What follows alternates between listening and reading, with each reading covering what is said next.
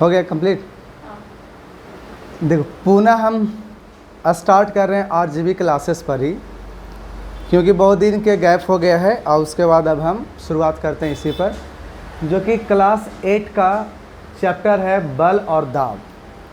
यानी इसका हिंदी में बल और दाब, तो हम लोग इंग्लिश में क्या बोलेंगे, force and pressure. Force and pressure. सबसे पहली बात कुछ हम बताना चाहते हैं कि अभी हम बिहार बोर्ड का पढ़ा रहे हैं, ठीक है, लेकिन आपको आइलैंड का सारा पैकेज के साथ हम पढ़ाएंगे इंग्लिश मीडियम में भी। तो दोनों मीडियम को रख करके हम यहाँ पर शुरुआत कर रहे हैं। तो इस चैप्टर में हम लोग पढ़ना है बल और दाब, तो दोनों करेंगे, ठीक है, इंग्लिश में भी और हिंदी में भी। तो ये हिंदी का है तो आप इसे समझिए, और इससे अच्छा नहीं लगता है तो फिर आप इंग्लिश में देखिएगा। दोनों करेंगे। ये एनसीईआरटी का टोटल है, और आपका जो हम करने वाले हैं आइलैंड से वो आपका हो जाएगा इंग्लिश मीडियम में, ठीक है। देखिए बल हम लोग लाइन बाय लाइन पढ़ के देखें, जैसे आप लोग हम लोग किताब पढ़ते हैं, साथ ही साथ इसमें ये भी देखेंगे कुछ पॉइंट्स होगा, उसको नोट भी करते चलेंगे। तो इसलिए इसमें टेंशन नहीं लेना है, एज इट इज़ काम करते रहना है, और आपको भी मन लगे हमारा भी मन लगे। तो सबसे पहले इसमें हम लोग देखते हैं, कह रहा है कक्षा 7 में आप सीख चुके हैं कि वस्तुएं गति कैसे करती हैं। तो हम लोग गति के जब बारे में कहते हैं तो हम लोग 3 तरह के गति पढ़े होंगे, याद होगा कि सबसे पहले हम लोग रेक्टिलिनियर मोशन यानी कि सरल रेखीय गति पढ़ें, जिसको हम लोग लीनियर मोशन भी कह सकते हैं। दूसरा जो हम लोगों ने पढ़ा वो पढ़ा है आपका सर्कुलर मोशन, ठीक है, सर्कुलर और रोटेशनल, यानी कि एक आपका वृत्तीय गति होगा और एक आपका होगा आप ये घूर्णन गति, दोनों अलग हैं, ठीक है। तो यहाँ पर हम 3 ले रहे हैं, तो आपको 8 क्लास में घूर्णन वाला छोड़ देना है और घूर्णन वाले को मान के चलिएगा कि आपको वृत्तीय गति में है 8 क्लास के लिए। लेकिन हम आधम समझते हैं आगे, तो वृत्तीय गति और घूर्णन गति दोनों अलग है, ठीक है। तो बात समझिएगा यहाँ से। तो सबसे पहले हम लोगों ने बोला आपसे, ठीक है, कि सबसे पहले कौन सा गति आएगा। सबसे पहले हमने लिया सरल रेखीय गति। कौन सा गति हो गया, सरल रेखीय गति। सरल रेखीय गति ये जो आपका है, सो हम लोग इंग्लिश में पढ़े होंगे रेक्टिलिनियर मोशन, यानी कि लीनियर मोशन भी आप कह सकते हो, ठीक है, लीनियर मोशन। ये जो हम लोगों ने जो पढ़ा, इसमें क्या था कि कोई भी गाड़ी सीधा ऐसे जाएगी, ये हो गया लीनियर मोशन का एग्जांपल। दूसरा हमने बोला आपका वृत्तीय गति, ठीक है, क्या बोल रहे हैं, वृत्तीय गति, सॉरी वृत्तीय गति। अब ये जो आपका वृत्तीय गति जो बोल रहे हैं, इसका इंग्लिश में हम लोग बोलेंगे सर्कुलर मोशन। सर्कुलर मोशन, ठीक है, इसको हम लोग क्या बोल रहे हैं, सर्कुलर मोशन, वृत्तीय गति। इसमें हम बताएं कि अभी 8 क्लास के लिए, तो आप सिंपली इतना जानिए कि 8 क्लास में हम यहाँ पर घूर्णन गति को भी लेंगे, ठीक है, घूर्णन गति को भी लेंगे। लेकिन आगे जब पढ़ेंगे तो घूर्णन गति अलग हो जाएगा, हम इसको रोटेशनल मोशन कहते हैं।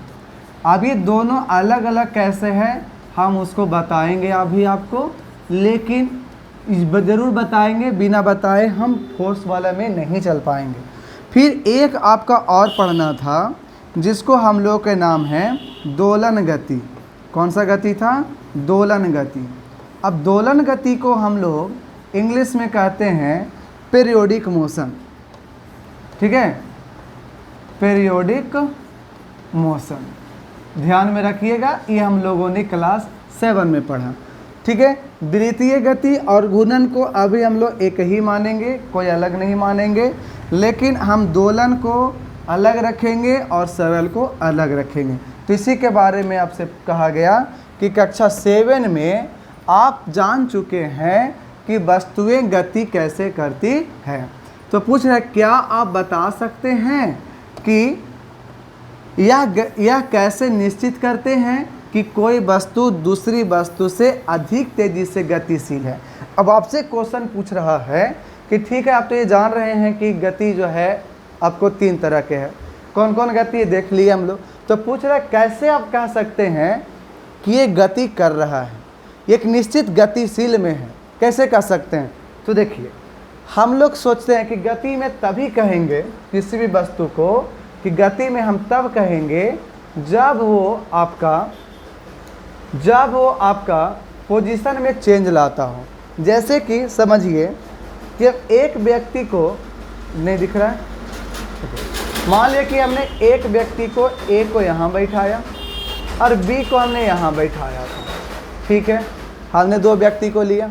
इसी प्रकार से इसी वक्त एक व्यक्ति यहाँ पर है सी और यहाँ पर दूसरी व्यक्ति है डी, दोनों एक ही समय का बात कर रहे हैं, यानी एट टाइम टी, यानी कि आप समय टी को मान रहे हो, एक ही समय की बात कर रहे हो। अब हुआ क्या, कुछ समय के बाद पता चल रहा है कि ये गति यहाँ से उठ करके यहाँ चला गया और कुछ समय पता चल रहा है कि ये वाला जो है सो यहाँ से यहाँ गया और दोनों का जो डिस्टेंस जो है ये अलग अलग दूरी दिख रहा होगा कि दोनों का डिस्टेंस क्या है, अलग अलग है। लेकिन अब ये हम यहाँ पर लिए हैं कि दोनों एक ही समय में चला था और एक ही समय में यहाँ पहुँचा। मान लो कि ये शुरुआत किया था 10 बजे सुबह में चलना शुरू किया और यहाँ पर दोनों जो ख़त्म किया 11 बजे यहाँ पहुँच जाता है 11 में, और ये भी यहाँ पहुँचता है 11 में। अब आपसे हम ये कह रहे हैं दूरी में तो ये ज़्यादा चला है कि ये चला है, तो दिख रहा है कि दूरी ये ज़्यादा चला है। समय कितना लिया, सेम लिया, तो समय सेम होते हुए अगर ज़्यादा दूरी चलता है तो समझेंगे कि वो वाला वस्तु ज़्यादा गतिमान में है, यानी ज़्यादा गतिशील है। तो हम बता सकते हो अब यहाँ से समय सेम था, ज़्यादा दूरी किसने चला, डी चला है, तो हम कहेंगे कि डी की जो गति है वो बी की गति से ज़्यादा है। अब गति में था कैसे समझेंगे, तो देखिए ये दोनों का जो बीच का दूरी था सबसे पहले वो जरा सा था, एक ही जगह पर था तो दूरी थोड़ा सा था, लेकिन जब समय बढ़ा तो देखे कि दोनों की दूरी भी क्या हो गई, बढ़ गई। तो इस कारण से कह सकते हैं कि जब भी जैसे ही दोनों के पोजीशन यानी स्थिति में बदलाव आ जाए तो समझिए कि गति में था, ठीक है। तो ये दोनों की स्थिति में बदलाव आ गया तो बोलेंगे ये दोनों आपस में गति में था, ठीक है। ये भी गति में है इसके कंपेयर में और ये गति में है इसके कंपेयर में, ठीक है। अब ऐसा नहीं सोचना है कि ये तो रुका हुआ, ये नहीं चला, लेकिन ये देख रहा है कि ये भी भागा है किधर, इधर। इस कॉन्सेप्ट को हम थोड़ी सी आगे बताएंगे कि कैसे पता कर रहे हैं कि ये कह रहा है उधर भाग रहा है, ये कह रहा है इधर भाग रहा है, बाद में समझेंगे। लेकिन अभी ये समझेंगे कि दोनों के बीच का दूरी में बदलाव आई है, मतलब दोनों आपस में गति में है। इसी प्रकार से ये दोनों के आपस में देख रहे हैं कि दूरी में बदलाव आया तो दोनों आपस में क्या है, गति में है, ठीक है। समय के साथ देखें कि दोनों का समय सेम था लेकिन इसने कम दूरी चला, इसने ज़्यादा दूरी चला, तो कहेंगे ये वाला गतिशील ज़्यादा है इसके कंपेयर टू। बात समझ में आ गई। तो अब हम पीछे आते हैं।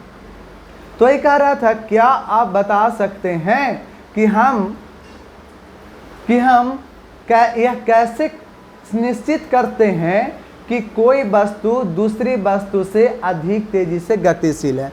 तो एक तरीका तो हमने देखा कि समय समान है, समय समान ले रहे हैं और डिस्टेंस अलग अलग चला, जो ज़्यादा दूरी चला ज़्यादा गतिशील था। लेकिन इसी का विपरीत एक तरीका और सोचते हैं। अब हम ये सोचते हैं इसमें कि यहाँ पर एक बिंदु A और यहाँ पर बिंदु B, इसी प्रकार से यहाँ पर C और यहाँ पर है D। लेकिन अब हम कह रहे हैं कि ये एक निश्चित समय नहीं, अब अलग अलग समय में ये दोनों का जो दूरी है वो एक ही समान दूरी चलता है। जैसे हम ये कह रहे हैं कि दोनों का ये दूरी अगर 10 मीटर है तो दोनों 10 मीटर हैं, लेकिन इसको पहुंचने में 10 बजे से जब शुरुआत किया था तो इसको पहुंचने में 11 बज गया, और इसी प्रकार जब 10 बजे शुरुआत किया और इसको पहुंचने में 11:30 लग गया, तब क्या कहेंगे कि ये उतना ही दूरी चलने में ज़्यादा समय लिया, इसका मतलब धीरे धीरे चल रहा होगा। एक कहानी से समझो कि कछुआ और खरगोश वाला। तो बताओ कि दोनों को पहुंचना था नदी के किनारे, अब दोनों ने पहुंचा, लेकिन पहले कौन पहुंचा? तो नहीं बोला कछुआ पहुंचा, जहां पर खरगोश सोया हुआ था वहां तक के चलो। ठीक है, पहुंचना था यहाँ, लेकिन बीच में खरगोश यहीं तक पहुंचा, सोया हुआ था। यहाँ पर पहले कौन पहुंचा? खरगोश पहुंचा, और यहाँ पर कछुआ को पहुंचने में टाइम लग गया। दूरी तो दोनों का बराबर था, तो हम कह सकते थे ना कि कछुआ धीरे धीरे चल रहा था, इसीलिए समय इसका ज़्यादा चला। तो हम दो चीज़ कहेंगे कि या तो स्पीड जो देख रहे हैं, या तो अगर हम डिस्टेंस को बराबर लें, दूरी को बराबर ले, तो समय जिसका कम, जिस समय कम लिया वो यानी कि फास्ट भागा, और जो समय को ज़्यादा लिया वो धीरे भागा। अगर ये कब के लिए है? जब हम कहेंगे कि दूरी जो है वो कांस्टेंट है। कांस्टेंट का मतलब जिसमें कोई बदलाव नहीं है। इसी प्रकार से अगर कहेंगे समय बराबर है, तो जो दूरी ज़्यादा चलेगी उसकी गति ज़्यादा थी, और जो दूरी कम चली उसकी गति कम थी। फिर समझना, कब के लिए? जब हमारा टाइम नहीं बदलेगा तब, और जब ये समय, जब ये डिस्टेंस नहीं बदलेगा तब। जो टाइम ज़्यादा लेगा स्पीड कम, टाइम कम लेगा स्पीड ज़्यादा। उल्टा, टाइम अगर कांस्टेंट, टाइम नहीं बदलेगा, तो डिस्टेंस ज़्यादा गया, दूरी ज़्यादा गया, तो समझो उसका गति तेज था। ठीक है, देखो तो यहाँ से तो समझ में आ गया कि कौन व्यक्ति जो है, कौन गाड़ी है वो ज़्यादा गतिशील है। दो तरीके से देखा हम लोग। तो कहता है किसी वस्तु एक मिनट द्वारा एकांक समय में चली गई दूरी क्या सूचित करती है? एकांक समय मतलब एक इकाई समय में। जैसे बताइए, अभी हमने कहा कि मानते हैं कि t समय में दूरी चला था s, t समय में दूरी चला था s। कहता है एक समय में कितना चलेगा? तो इधर गुना में है, इधर आता है तो भागा में। तो यही जानते हैं कि किसी को गति को बताता है, तो गति का जो फॉर्मूला हमको मिलेगा वो दूरी बटा समय मिल जाएगा। तो ये कहता है किसी वस्तु द्वारा एकांक समय में चली गई दूरी क्या सूचित करता है? तो हम कह सकते हैं कि उसकी गति को सूचित करता है, और गति का हमारा फॉर्मूला मिल जाता है दूरी बटा समय। आप यह भी जानते हैं कि ज़मीन पर लुढ़कती हुई गेंद जैसी कोई गतिशील वस्तु धीमी हो जाती है, कभी कभी यह अपनी गति की दिशा भी बदल सकती है। जो लुढ़कती हुई गेंद क्या होता है? धीरे धीरे धीरा हो जाता है, और साथ ही साथ हम ये भी कह सकते हैं कि वो अपनी रास्ता को भी चेंज कर सकता है। तो क्या वजह था कि वो धीरा हुआ? पहला क्वेश्चन क्या बोल रहे हैं यहाँ पर? लुढ़कती हुई गेंद जैसी कोई गतिशील वस्तु क्या हो जाती है? धीमी हो जाती है। तो धीमी होने का मतलब हम ये कहेंगे कि कैसे कह देंगे क्या वजह है कि धीमा हुआ? तो इसमें आता है आपका फोर्स से रिलेटेड, यानी यहाँ पर आपका बल लगा है। दूसरी बात, कभी कभी वह अपनी गति की दिशा में भी क्या होता है? बदल जाता है। तो ये भी कैसे होता है कि जा रहा था सीधा और हो गया इधर। जैसे सोचो कि एक गाड़ी इधर से जा रही थी, सीधा जा रही थी, दूसरा गाड़ी जिसने टक्कर मार दिया, क्या लगता है सीधे भागेगा? तो ज़रूर इधर उधर मुड़ जाएगा। तो गति में अगर परिवर्तन हो रही है, दिशा में परिवर्तन हो रहा है, मतलब ऐसा क्यों हो रहा है? तो हम बोलेंगे उसमें उसको बल लग रहा था। ठीक है, यह भी ध्यान दीजिए, यह भी संभव है कि गेंद धीमी हो जाए तथा अपनी दिशा भी बदल ले। क्या आपने कभी सोचा है कि गतिशील वस्तु धीमी या तेज कैसे होता है? तो कैसे होता है? तो हम बोलें कि बल लगा करके। कैसे होता है भाई? तो मान लो कि धीरे धीरे चल रहा था, उसको एक बार जोरदार मार देंगे, भाग जाएगा स्पीड में। इसका मतलब हमको बल लगाना पड़ा। कोई जा रहा था, उसको ताकत ला के रोक दिए, तो हम कहेंगे कि बल लगाना पड़ा। जा रहा था सीधा, हमने उसको ऐसे मार दिया, इधर मुड़ गया। तो कह सकते हैं ये तीनों चीज़, धीमी या तेज, या वह अपना डायरेक्शन अथवा अपनी गति की दिशा कैसे बदलती है? तो हम समझते हैं कैसे बदलती है? बल से। तो हम अगला वीडियो बनाएंगे अगले दिन, तब समझेंगे। आज हमने जो सीखा आपको ये इम्पॉर्टेंट रहा, आप इसके आधार पर समझ सकते हैं। ठीक है, तो आज के लिए इतना ही रहने देते हैं।